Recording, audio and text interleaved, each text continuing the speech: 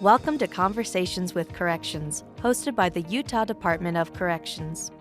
This occasional podcast features staff, incarcerated individuals, and other stakeholders of the UDC discussing issues that impact corrections, both nationally and within the state of Utah. Here is today's host, Glen Mills, Director of Communications and Government Relations for the UDC.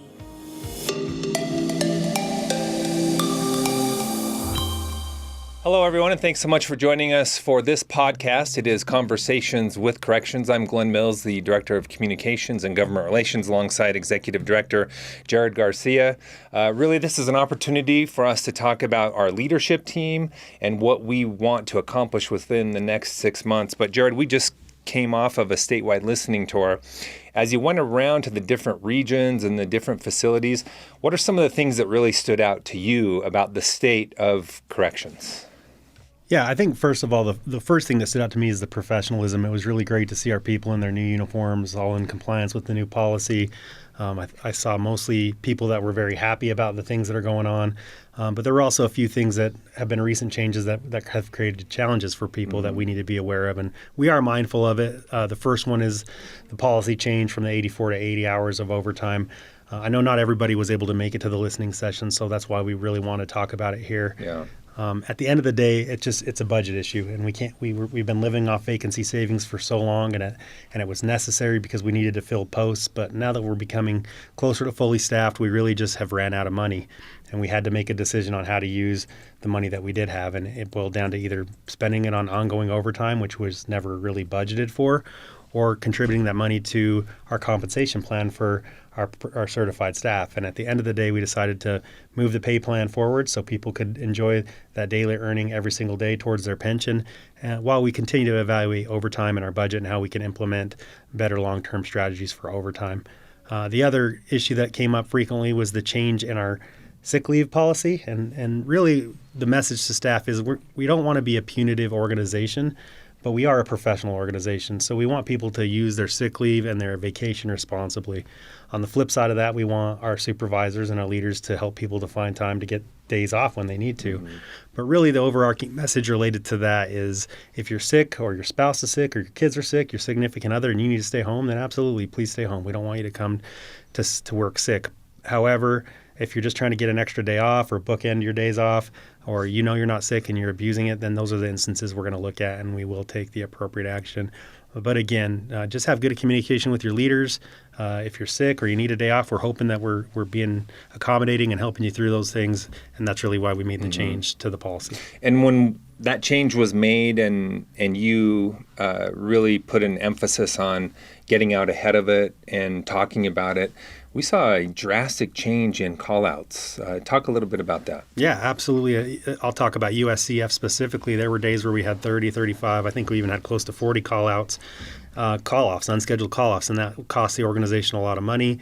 It harms your peers because they're having to cover more duties, or we're having to pay overtime. And so those call-offs, they did drop drastically to the point where there's been several days where we had zero call-offs. So there certainly is middle ground. Again, if people are sick, we want you to call in sick if you're not able to work. But if you're not sick, please come to work and just be responsible and make good decisions. And the policy really won't impact you at all if you're doing those things. We were asked that a couple times as we went around, and you were pretty direct with your answer when it comes to the type of person that you want working for UDC when it applies to this policy. I think it'd be a good idea for you to really make that clear in this podcast. Yeah, 100%. I've been in law enforcement for 23 years. I never called in sick if I was not sick. And there were many days that I can remember actually being physically ill while at work because I didn't want to let my peers down, because I felt like I was a professional law enforcement police officer. And that's what we want here at the Utah Department of Corrections, is a department full of leaders, a department full of professionals. We want to be the best correctional agency in the country, and I expect people to act like that. If you want to be a person that abuses sick leave or just needs to call in sick and not show up to work, then this probably isn't the organization for you, and I think there are probably places where you can go. At the end of the day, we want to keep all of you as our employees. We just want you to be a part of a professional organization. What are a couple of things you would like to see accomplished in the next 6 months in the department? Really, if I had to boil it down to two priorities, the first thing is stabilization. As I've seen the Department of Corrections for over 20 years from the outside, it never to me has appeared to be a stable organization. And even in our first almost 2 years, there's been a lot of changes that I think are necessary, but changes nonetheless. And so we really are focused on stabilization, meaning people are in the right places for a significant period of time. They become excellent at their job. We're providing great leadership, great tools, great training, and great compensation, and making sure that people have a good work-life balance and they're successful for a career and they can reach retirement. The second big thing that I'd really like to see us accomplish, and it really goes along with that, is becoming excellent at the things that we're supposed to be excellent at. You hear us use the term core competencies or career competencies. And really what I mean by that is there are things within your job that you do 95% of the time, and we want to help you to be excellent at those things. And if you can do that, then you're really going to help this organization move the needle, and at the end of the day, help people to transform their lives and reenter our communities in a successful way. A lot of good things happening in the department and a lot more to come. So really excited to talk more about that. Next, we're going to bring in the rest of the executive team and have them introduce themselves and talk a little bit about what they are doing in their individual areas as well. We kick off the executive team with Becky Brown. Becky, good to have you with us. Talk a little bit about yourself first and your team and some of the things that you want to accomplish. So I had the opportunity to join the department in about 21 months ago and oversee our administrative operations and quality teams, which include fleet, finance, facilities, budget, administrative operations, and then our reentry and rehabilitation teams, and oversee a lot of the critical operations around an individual's journey through the criminal justice system, from intake to reentry, and our community correctional centers. We have 6 of those, as you know, and we're working on redesigning through environmental scan how we use those, the demographics of individuals we serve, and then oversee all of our education, vocational training, and our Utah Correctional Industries team, where we have about 400 employees working throughout the prisons, and our audit team reports to me as a dotted line for day-to-day operations, really all focused on improving quality of the department and quality of our outcomes. Mm-hmm. Jared, take a minute and just talk about the importance of the work that Becky and her team are doing.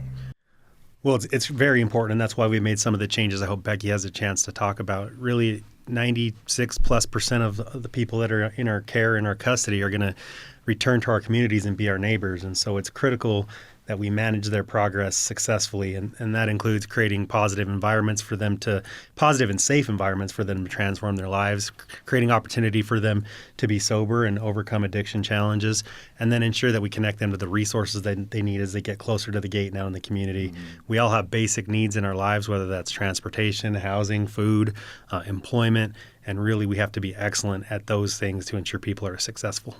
Go a little more into depth on that, some of the exciting things that are happening to get to that point. You know, one of the key pieces that we've really changed over the last couple of years has been a focus on someone's journey from the day that they become a part of our system, whether that's with probation or as they enter the prisons, doing quality intakes and understanding somebody's limitations around accessing community resources, their functional abilities, and really limitations that they've had long term, which maybe include an inability to retain housing successfully, and understanding that from the beginning and starting that work early.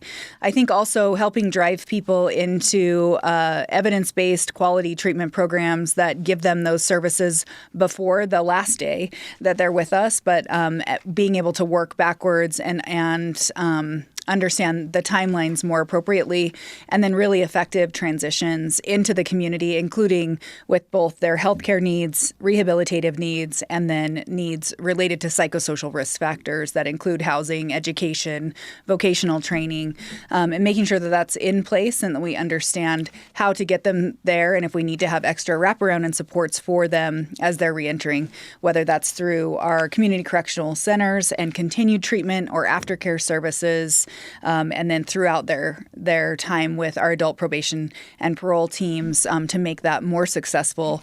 Clearly, one of the things that we have some constraints around has been the fact that we continue to see people coming back at a rate of about 66% on parole violations. Those are mostly technical violations, not new charges. And that means that we're missing something as we're helping them re-enter, maybe medication stabilization, substance abuse treatment, enhanced substance abuse treatment, and the ability to intervene with them at those critical points. So what does the next 6 months look like for you? Well, for me and the teams that I have the opportunity to oversee, we will continue to stay focused on administrative quality and efficiencies within our department so that we are looking across the system to really maximize resource, understand capacity needs. I think one big thing that we'll be seeing come out is our 10-year master plan, which will really help us look forward over the next 10 years for the needs that we will have related to capacity, and then will help us really drive forward with good efficiency and management of our critical operations, and then really focused on our reentry process, because that directly impacts capacity. And helping someone get out at their earliest possible date successfully certainly will drive down our ability to need to build new prison beds and really address capacity while addressing public safety. Jared, imagine the impact of that moving forward and into the future. Yeah, I mean, we know our population is going to continue to grow, and crime really never stops. There's always going to be some public safety risks in our community. We already know that this population has committed crimes, and if we can help them to transform their lives to the point that they don't do that, again, we will create safer communities and prevent further victimization from this population at least. All right, Becky, thanks. Appreciate it. Thank you. We have Spencer Turley joining us now. Good to have you with us, Spencer. First off, just take a second to introduce yourself and give us an overview of you and your team and your focal points. You bet. Thanks for having me today. So my name is Spencer Turley. I've worked for the department coming up on 22 years, and I'm currently one of the Deputy Executive Directors, and I oversee the Division of Prison Operations, the Safety, Risk, and Standards Division, and the Professional Standards Bureau. Talk a little bit about what each of those do on kind of a high level term. You bet. So Division of Prison Operations has three main components. The first is the Utah State Correctional Facility here in Salt Lake, houses just over 3,800 inmates, and DPO has roughly over 900 staff there when they're completely full. The Central Utah Correctional Facility in Gunnison also is there, and they have about 1,800 inmates down there, and just shy of 400 staff members down there. And then DPO also has the inmate placement program, where we house roughly 1,600 of our inmates, and they have 26 staff that work there. The Safety, Risk, and Standards Bureau is overseen by Brian Kenny. He's the chief there, and they have the safety office at both prisons and then in the community. And there's also the standards monitors that are enforcing the standards in all of our facilities and in the community correctional centers. Brian also serves as our liaison with risk management and does a great job. If I didn't mention it, Amy Griffiths is our chief in prison operations and also just does a remarkable job as well. Go ahead. And the final piece there is Tyler Johnson is our bureau chief for the Professional Standards Bureau, and they take care of all of our policy needs for the department as well as our internal affairs investigations and background investigations. That's a wide scope. Jared, talk a little bit about what you're seeing out of this part of the team. Well, I think there's a lot of really great things going on. The fact that we're finally able, again, to get fully staffed or close to that has been a game changer.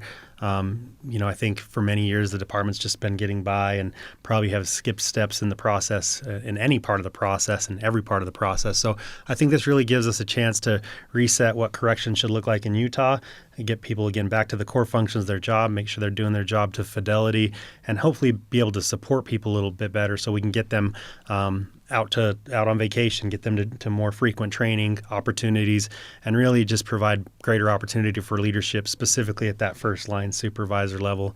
When it comes to safety, risk, and standards, we want to be more proactive about finding those things that are a risk to public safety, a risk to our department and to our people, and keeping them safe. Also those that are under our supervision. And so I think Brian Kenny's team's doing a really good job of identifying these things. Our staff's doing a great job of pointing things out that need to be improved upon. And hopefully we move quickly to create a safer environment for everybody. And then when it comes to professional standards, we talk about this a lot, but we truly do want a professional police, law enforcement, correctional agency, and that requires us to uphold the highest standards to make sure we're hiring the best people and understanding that people are going to make mistakes. And when they do, hopefully they are minor mistakes and we can make a correction. We can look at ourselves as a department and see areas that we need to improve, and we can continue to have a department full of professionals and leaders. Spencer, looking ahead to the next 6 months, what does that look like for you and your team? And give us a few specifics of what you would like to see accomplished. Sure. Each of these teams is just doing fantastic work right now. A couple of things we want to build on is, one, getting the sergeants off the schedule at the prison. We want to give the sergeants some more leeway to be the leaders that we need them to be and want them to be, and getting them off of the schedule so they can be with their teams more effectively. On the prison operations side, because more than 50% of our staff have less than 2 years in, there's going to be an increased focus on doing things not necessarily the easy way, but the right way, and making sure that we're following the proper procedures and policies that are in place, making adjustments where we need to. But we want to help all of our new officers just hit the ground running in a new career, and making sure that we have good coaching and mentoring in place, making sure that we have good training programs in place, and helping us to just succeed as an agency with so many new staff coming in. On the safety side, one of the big focuses is on drills. We want to have vulnerability drills. Today in the administration building, we did a fire drill. It was great. And we want to see more of those drills coming out. And it won't just be fire and earthquake drills, but it'll be things where there may be a vulnerability that we need to address in an AP&P office, in a prison, community correctional center, but we'll have an increased focus on doing vulnerability drills.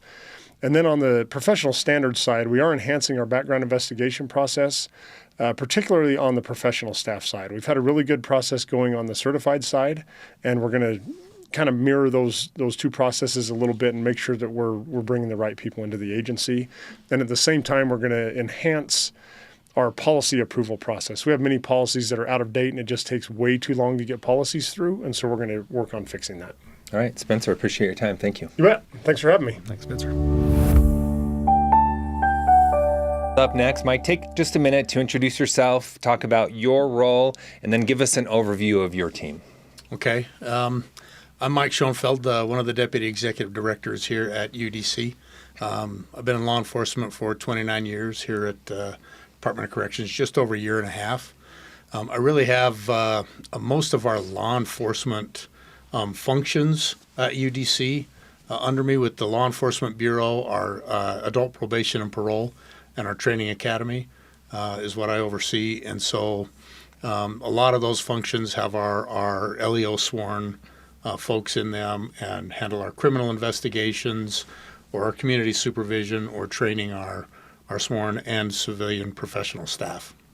Jared, take a minute to share your thoughts on the work of Mike and his team. Yeah, Mike has a huge responsibility within the department. I think the place I'd start with first is our training division.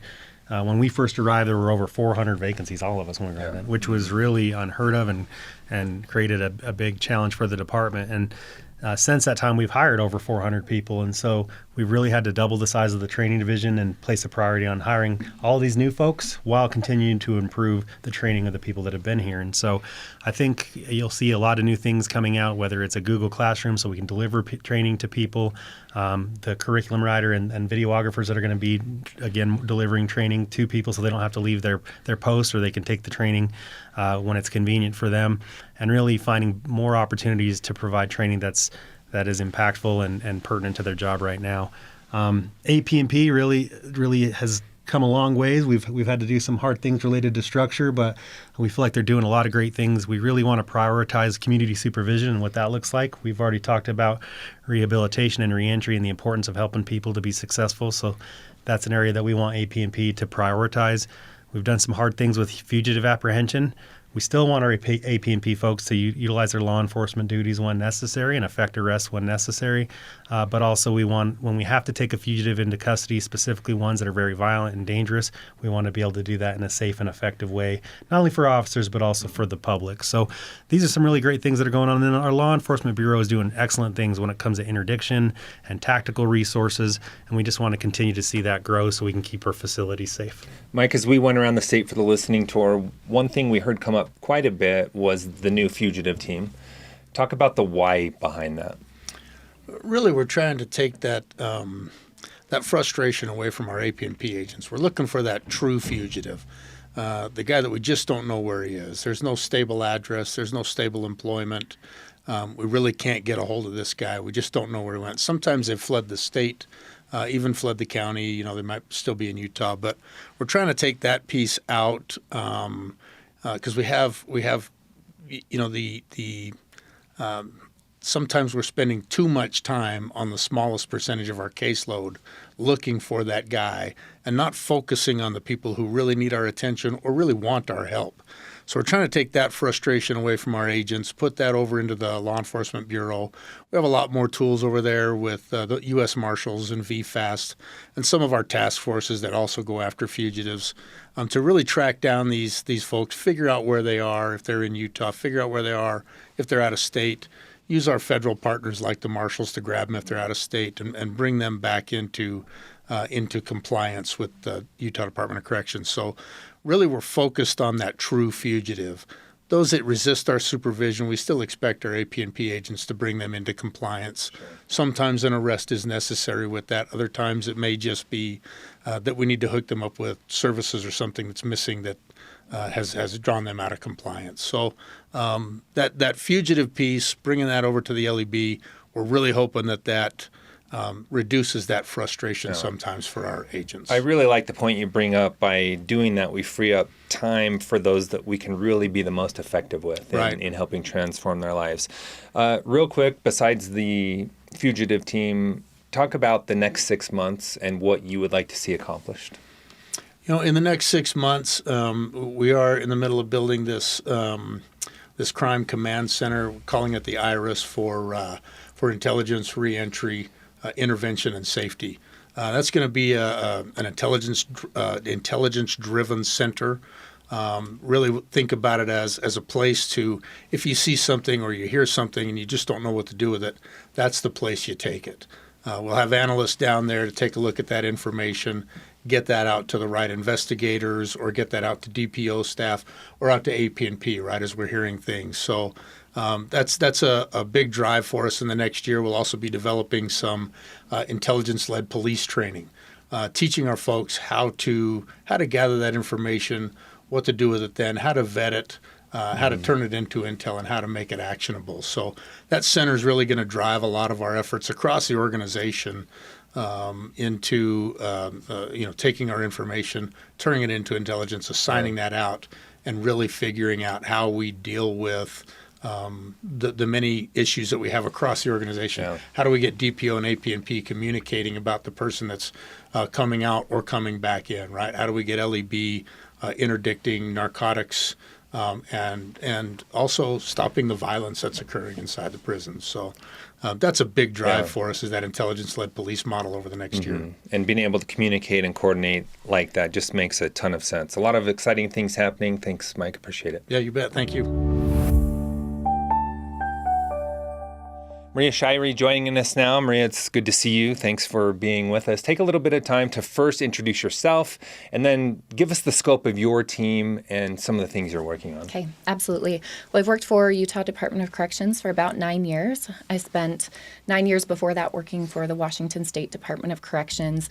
Never really thought I would stay here. I did a little bit of Your Old World, some TV news before working for the government, and just fell in love with the work, the people, and really feel like we have an important mission to accomplish. So I can relate to that. I stayed, and then I stayed some more. So happy to be here. Tell us a little bit about your team and the makeup of that. Okay, well, my team fits primarily into 3 buckets. The first is recruitment, retention, and employee experience. So that's a lot of our peer support, wellness programs, our retention efforts around recognition. In the other area, we have project management and customer experience. That's a relatively new feature for the department to have. We have a project management team now that's looking at all the various things that people have probably heard about today that are going on and making sure that we are a department that gets things across the finish line and that we're accountable to complete the things that we've started, which are very innovative. The third area that kind of all fits with everything else is our stakeholder experience. So stakeholders are really anybody who has some interest in what's going on in the department. That is our advocacy group, so UPAN, UPAG, our family members, loved ones of the incarcerated. We also have some of our incarcerated individual advisory council work happens under stakeholder experience. We have grievances and ADA, which are more the compliance side of a stakeholder experience. And then our customers who are coming to our public website, we work with DTS and the governor's office to make sure we're meeting their needs. Jared, your thoughts on the role of Maria and her team? She plays a critical role, her and her team. And when we talk about recruiting and retention and how far we've had to come, they've done an outstanding job with that. But there's still work to be done because all of our employees, they're our most precious resource in the Utah Department of Corrections. And we don't want this to just be a job. We want it to be a career that they see through all the way to retirement. So we want to make sure we're engaging with them, we're listening to them, we're starting from a place of yes first, and then explaining why we have to make tough decisions sometimes. When we talk about our stakeholder engagement, we have to remember that the people in our care and our custody they're human beings, and they have families that care about them, and those family members are not always able to communicate with them like we can communicate with our friends and families. And so when they have concerns, we need to be extremely responsive to those concerns and make sure that they feel heard, and we have to provide excellent customer service to them. That's incredibly important. And then the last piece is, I think we can all relate to the fact we've all been on a committee at some point in our career, and it becomes extremely frustrating when you put in a lot of time and effort and energy and thought into something and then nothing comes of it. Yeah. And to Maria's point, we do want to see things to the finish line. So we are tracking every project, every committee that we're on, and we're expecting results out of those committees to make sure that we are moving the department forward, that we're helping people to transform their lives, and at the end of the day, we're taking care of our employees so they stay here. I want to narrow in on the recruiting and retention because your team has done phenomenal over the last couple of years. We are at a point where we have a very healthy rate when it comes to retaining our employees. Could you just give us a little insight on that and what you think is driving that? On the retention piece, I think we've done a good job of changing culture. Certainly hiring more people makes the job hopefully a little bit easier for those who've been carrying a really heavy burden from having to do mandatory overtime to where we are today. So I think just having more people around gives us an opportunity to build culture even more. We have what I think is a once-in-a-generation opportunity to make this department amazing because so many of our staff are new. We can set the tone and really bring people in, teaching them how to do things the UDC way, and just continue to build on the culture that we've worked to improve. Let's project forward the next 6 months. Where do you see you and your team making the most impact, and what do you want to accomplish? So we have many pathways where our stakeholders can, to be transparent, complain. Right now they're tracked separately. So we have our constituent services area, we have our incarcerated individuals advisory council, we have our more formal grievance process, and we find that they're very much the same issues. The concerns that are coming in from our family groups are also the concerns that are coming in through grievances. So we're working on a way to centralize the tracking of those and hopefully get ahead of them so that when we start to see, okay, there's a unit here that's complaining about the same thing, we can pass that on to the leadership and hopefully they can go have a conversation so it never has to rise to the level of filing a grievance on an issue. Great work coming from you and your team. Thank you for all you do and your time today. Okay. We appreciate it. Thanks. Okay, so we have come to the point where I'm up next, and I obviously can't interview myself, so let's turn the tables here a little bit. Yeah, that's a little awkward, but we'd now like to welcome Glen Mills to the podcast. Yeah. Glen, why don't you tell us a little bit about yourself and your team? Sure. So I joined the department almost 2 years ago. I came from a television news background. Here in corrections, it's honestly, I never thought I would be here, but making this move really changed my life in a way that is hard to even come up with words. I just love the work, the mission-driven work that we do. It's really amazing. So I oversee communications, government relations, and then we also have the GRAMA team under the umbrella here. So we really work hard to, one, aggressively tell the story of corrections, as opposed to allowing someone else do that. That's really important. At the legislature, it's all about building relationships and making sure we're being a good partner with the legislature. And I feel really good about the partnership and relationship that we have with them and the things that have happened the last couple of years. And then from the GRAMA side, obviously, that's really boils down to what we've been all about, and that is transparency. Right from the very beginning, we knew we needed to be transparent and build trust in the community around us. Yeah. Yeah. Your team really does play such a critical role in what we do. I think throughout my entire career, watching corrections from the outside and even being involved in law enforcement, I found that early in my career, we didn't want to tell our story. We kind of kept everything close to the vest and we're very secretive.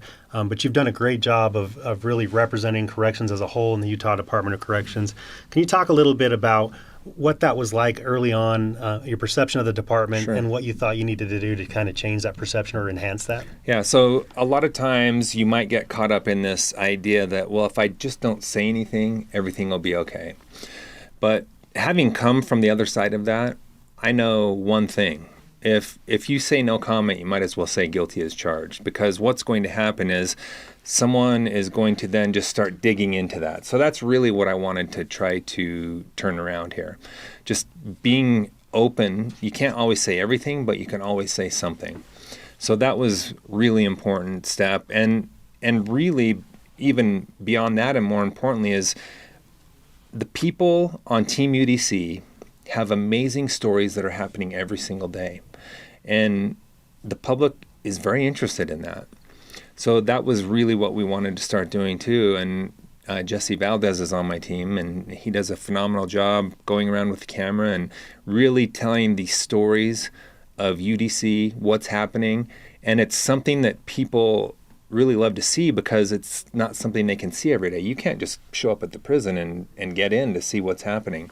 So we're trying to give the public a glimpse of what is happening because really we answer to the public. It's the taxpayers who are funding our work. Yeah. I think my former colleagues in my law enforcement agencies would be really mad at me for saying this, but corrections is far more complex than outside law enforcement. And your team really has done a phenomenal job of representing this department and the challenges that our team faces. Over the next, I know you're leaving us, unfortunately, and thank you for your service to the Utah Appreciate Department of that. Corrections and the state. We're definitely going to miss you, but I know we'll work together. What would you like to see accomplished over the next 6 months as your predecessor steps in, or excuse me, your replacement? Glenn can never be replaced, but as someone steps Not in, true. someone steps in. What would you like to see happen over the next 6 months here at the Utah Department of Corrections? Before I get to that, I do just want to say what an honor it's been to work side by side with the individuals of this department. Again, the experience has been just amazing. I would have never even imagined the impact that it had on me. Over the next 6 months, I would like to really see us continue to build on what we have. I hear from members of the media regularly that they appreciate the approach that we have taken. And I know you see that and that you've seen the benefit of that, and that's where you want to take this as well.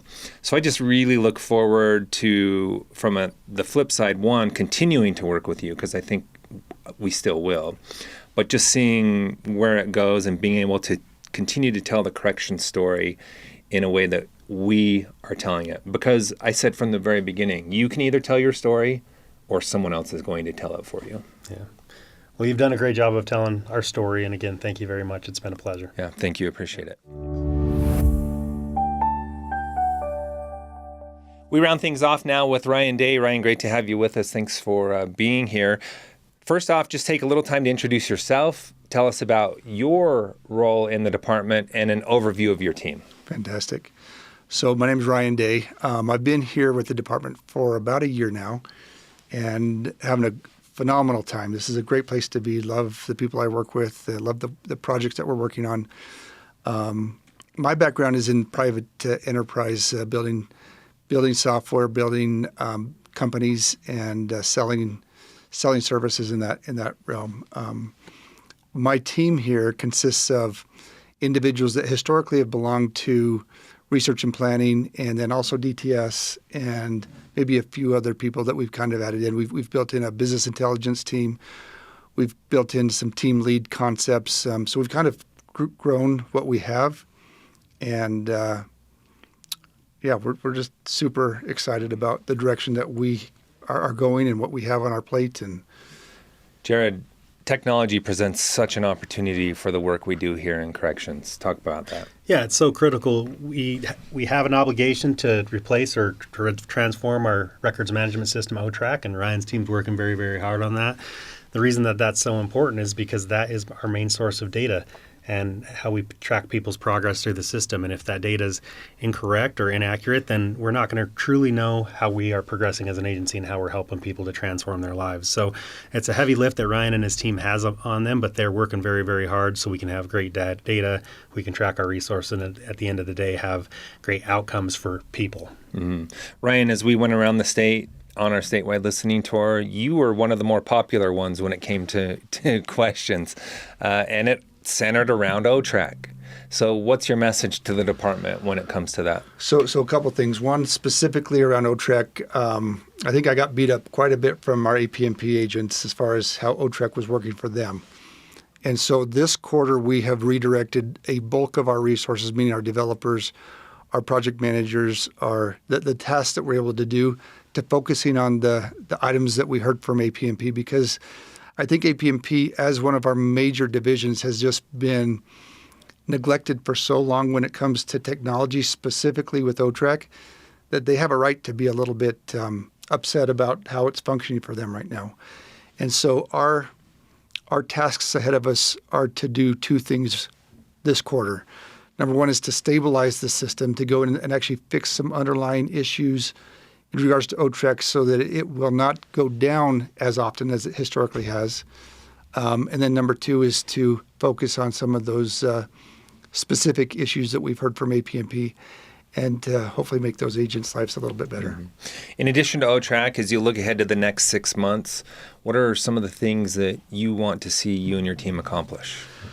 Great question. We kind of have three major focuses. OTRAC is our number one focus, our number one priority, and whether we're fixing it, looking at other systems, thinking about how we can implement new UI, UX concepts into the system, how we can fix the underlying code, how we can fix the database.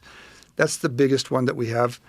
The other big scenario that we've been tackling, the technology, is our intranet, and we're hoping to have that a soft launch going live around the 1st of August with launching to the entire department in September sometime. So we are aggressively pursuing that project and pretty excited about the direction and what we're about to do with the intranet. And I think that it's going to change the way that corrections communicates. I think it's going to change the way corrections gets content and learns and grows. And it's going to hopefully be a game changer for all of us once we have that system up and running. So yeah, we're excited about that. We see that as basically a landing page that everyone in Team UDC can start their day with. So yes. That'll be awesome.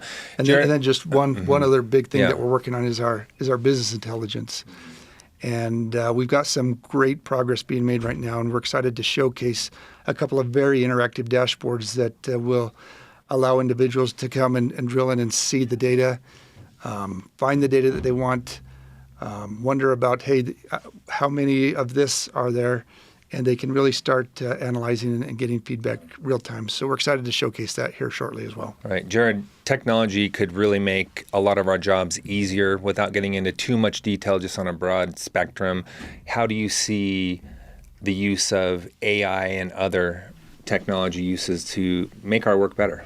Yeah, I think technology can be a bad thing sometimes, but it also can be a tremendous thing. And when you work in government, it's tough to get resources, especially in tough budget years. So we have to find ways to be more efficient and effective. And so I really see the future of our department in the AI realm and using it frequently to create efficiencies, whether that's with assessments, creating reports in a lot quicker way, in a more comprehensive and complete and thorough way.